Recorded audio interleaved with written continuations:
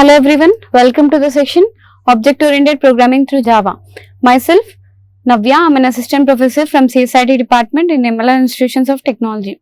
So in the last two classes, we are discussing about exception handling. So in this session also, we are going to see the exception handling, and this was a part 3. In this session, we are going to learn the throw keyword in Java, throws keyword, differences between throw and throws keywords, as well as finally keyword. So in the last session, we have seen what is try, catch, as well as we have seen multiple catch clauses,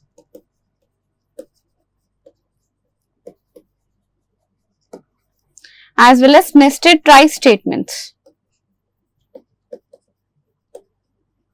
So the keywords try, catch, throw, throws and finally are the 5 keywords which are used to handle the exceptions in Java. So we have learned what is a try block and what is a catch block. So what is try block?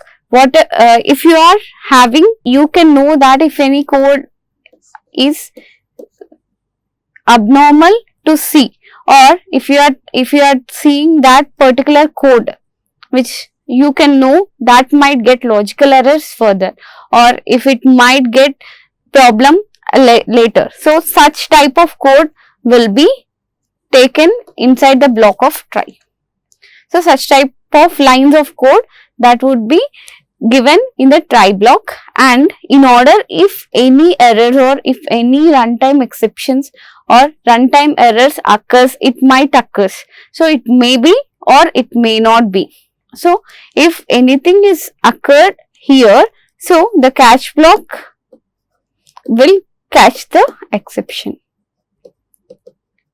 So this exception might be any exceptions that we have seen in the last session, and whatever the exception occurred here, that would be cached in the catch block, and it will whenever, if I didn't write the try block here, what happens if the code is normally code which is an exception code, if any runtime errors occurs here, the program will be terminated automatically without any information. Okay, but whenever you keep this particular code in a try block, what happens, any problem or any exceptions occurs in the middle of the code, this would be automatically, console will go to the catch block, and this whatever the exception here you have occurred, that would be handled in the catch block. This is what we have seen in the last session about try and catch. So, and what is multiple catch clauses? If you are having multiple for one try block, it might not sure that there was only one exception, right? So there might have n number of exceptions in a single block of code. In such cases, you can write n number of catch clauses.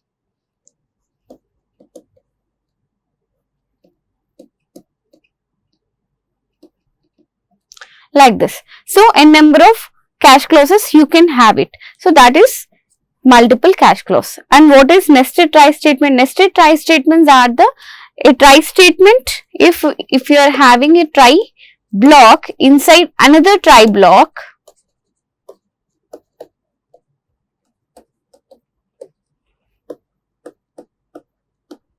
is known as nested try statement. Okay, so this is what we have seen in the last session, and this was a session, the continuation of that session.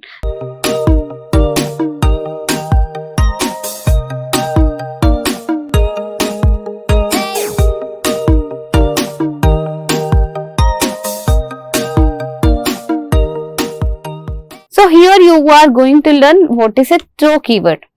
Throw is a keyword in Java which is used to handle the exception. So whatever in the try block you are writing an abnormal code which it might get into an exception. So such type of code, you might chance. For example, if I am writing a code of, if I am taking int n1 comma n2, okay, I am asking these two numbers to enter from the user. The user has to enter these two numbers and I am performing N1 by N2. So that would be in try block. Okay, some C equals to N1 by N2 for example. So what happens here? If I write here, when the user at the time of execution, he might or he might not or he might give two numbers. The two numbers might be 5 and 0. So the denominator value is 0. Whenever the denominator value is 0, what happens here? The programs get terminated. So that instead of terminating this, we has to inform or we has to report to the console there what was the problem arised and how you are going to handle here. So here, how you are going to handle? In such situations, the exception is arised. Now, what exception you can arise? So it is an arithmetic exception because divided by N2. So you can directly go, the programmer or the developer knows which type of exception it is. It might get an arithmetic exception. So directly you can have arithmetic exception. If there is a chance to arise an exception at particular statement, if that exception happens here, then you have to throw a particular what exception type it is, you have to throw the exception. So here the throw keyword is used. So throw keyword is used to throw. It is used to throw an exception instance explicitly from a try block to corresponding catch block. So this is what the usage of throw. So that means it is used to transfer the control from try block to corresponding catch block.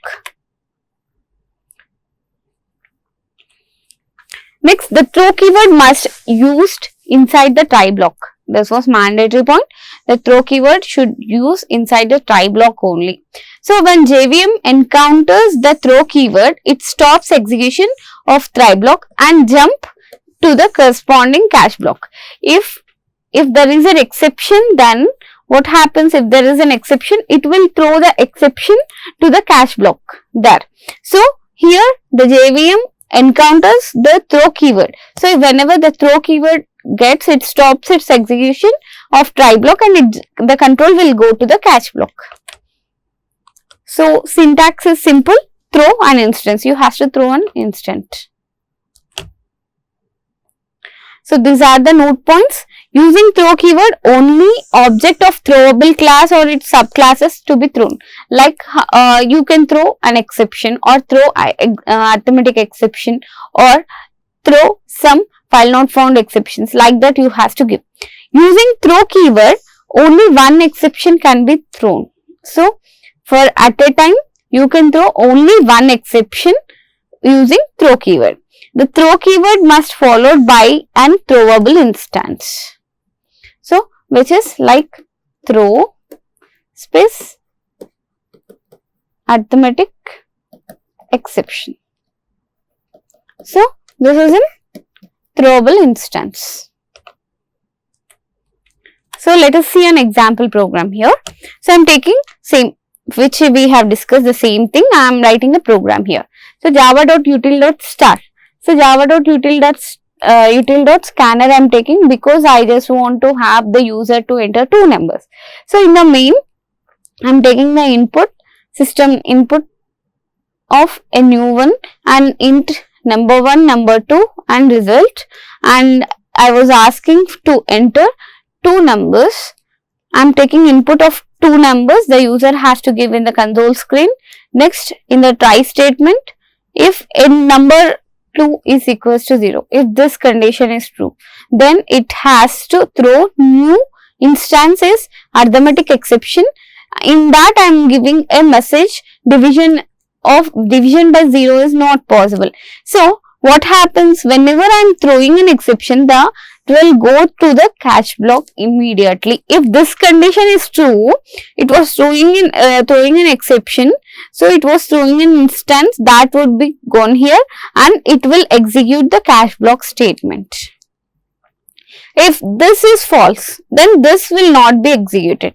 It will go to the result. It will go number 1 by number 2 and it will print the result. After that, it will go end of the program. So, let us execute this program and see. So, I has given sample.java, the same program is given here.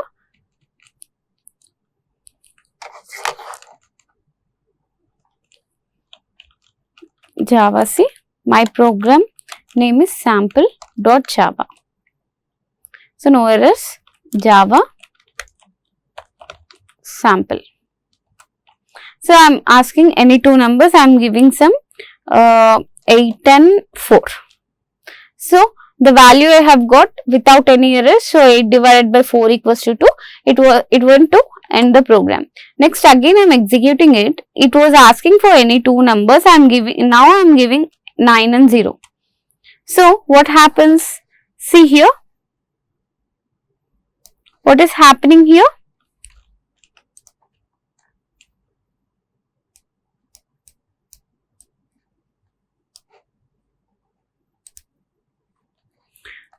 So, this is my, if number 2 is equals to 0, yes, I has given number 2 is 0 here.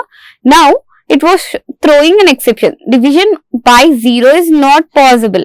So, problem information, it was getting a message from here.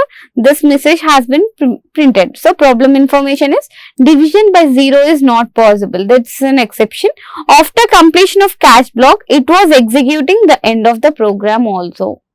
If I did not write in the try and catch blocks exception handling, it gets terminated. But it was, see here, after completion of this also, it was executing the other statements too. So, the next continuation of the program will be happen here. So, this is all about the throw statement. Next, coming to the throws keyword. So, this is another keyword to handle exception. So, throw keyword is used in the try block, whereas throws keyword is used for an exception. If a particular exception is, if a particular method throws any exception, so you have to write the particular throws keyword. So, the throws keyword specifies the exception that a method can throw a default handler and does not handle itself. So, that means we need a method to throw an exception automatically, which use throws keyword followed by method declaration. So, while declaring a method, you have to use a throws keyword followed by any exception. So, this was a note point. When a method throws an exception, we must put the calling statement of the method in a try catch block. So, in a method, you don't have a try catch block. But while you are calling that particular method, that method call should be there in the try catch block. Okay. So, let us go with an example program here. So, the same example I have taken. See here, public class throws example. So, I am taking number 1, number 2 result, and I am taking a scanner which I has to take the inputs from the user. So, I am writing a method called division method which throws an arithmetic exception. Okay. So, enter any two numbers, I am taking the input of two numbers, I am dividing and giving the result. So, here in the main function, I am calling this particular method. Okay. So, new throws example dot division method. So, the control here, this was in a try block because it was throwing an arithmetic exception, isn't it? So, the control will goes to particular method and it will execute these statements. If I has given 5 and 6, for example, so the denominator is not 0, so it will print the result. If I has given some 9 and 0 here, when number 2 is 0, it directly throws an arithmetic exception and the catch block will be executed.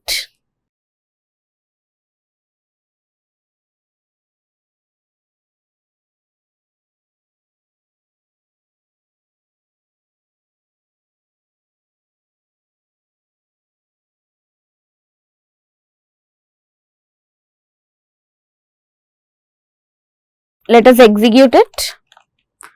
Java C throws example dot Java. Java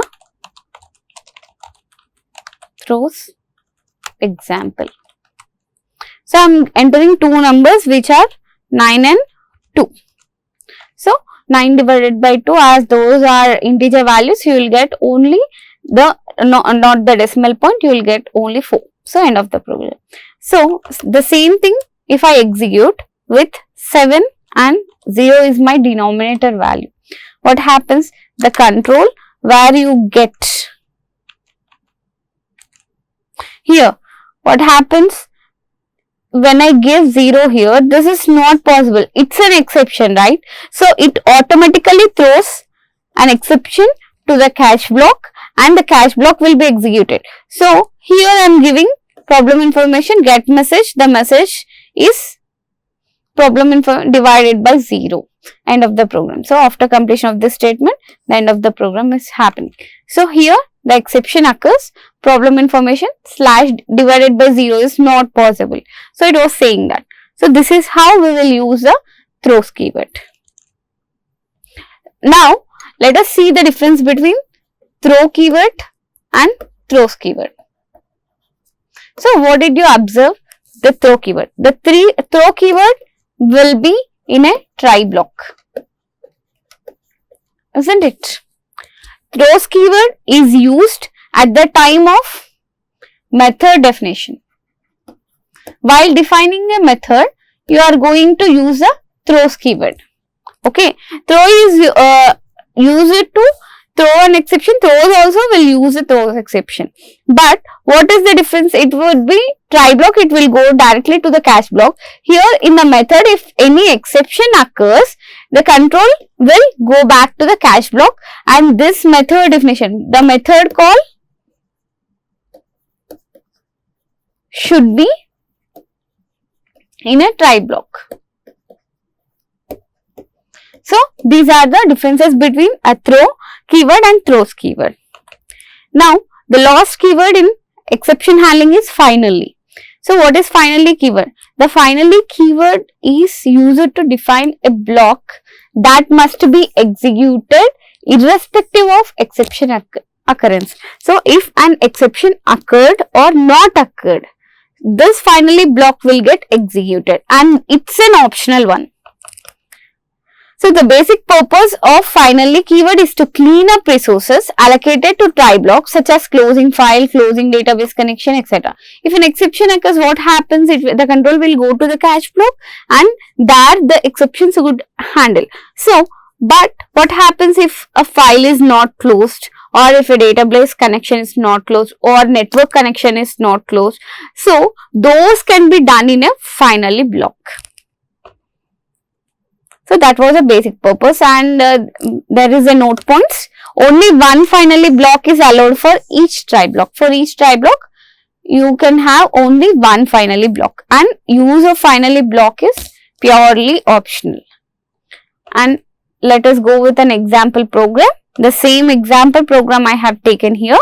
So I have taken in a main number 1 and number 2 and result, and I am taking the inputs from the user, and in a try block I am taking, so if number 2 is 0, it will go with arithmetic exception divided by 0, and catch block will catch the exception.